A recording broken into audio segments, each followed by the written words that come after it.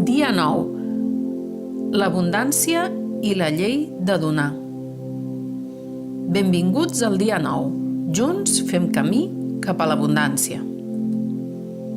Recordem que el camí cap a l'abundància és un camí d'atenció conscient i responsabilitat. El mantra en sànscrit d'avui és Om Varanam Namah, que vol dir la meva vida és en harmonia amb la llei universal.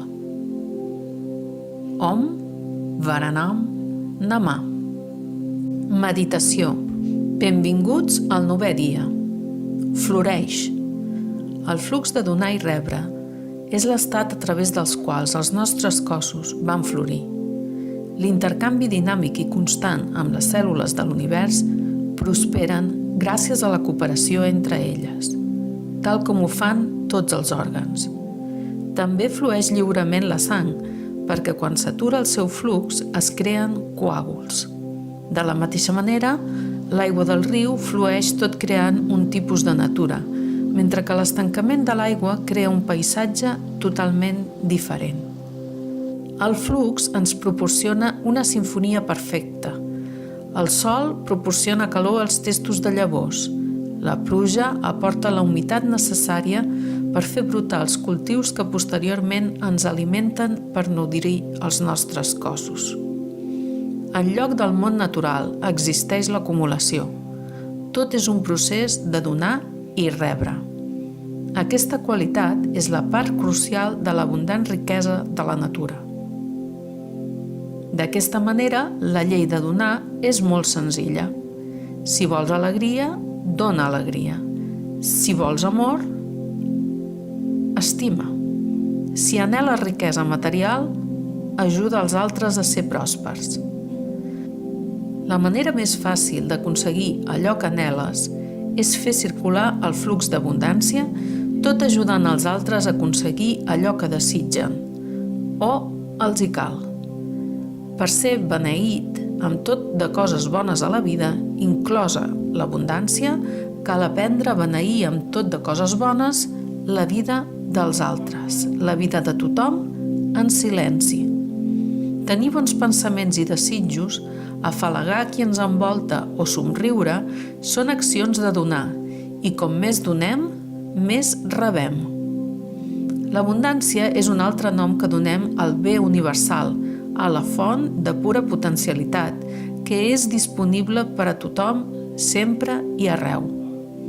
Ésser compassiu en acceptar la vida i oferir la nostra bondat als altres crea un flux de veritable abundància en el nostre compte vital. Avui, practica la llei de donar tot oferint un petit regal a tothom. Trobar el regal no ha de ser car, pot ser de qualsevol valor monetari o pot no costar res en absolut. Una flor, un somriure, un afalac, un cop de mà, una benedicció silenciosa. Tot seguit, cal romandre obert a rebre, amb gratitud, tot acceptant els regals que l'univers ens ofereix. Mentre ens preparem per a la meditació, passem a reflexionar sobre el pensament central d'avui. Avui i sempre dono allò que vull rebre.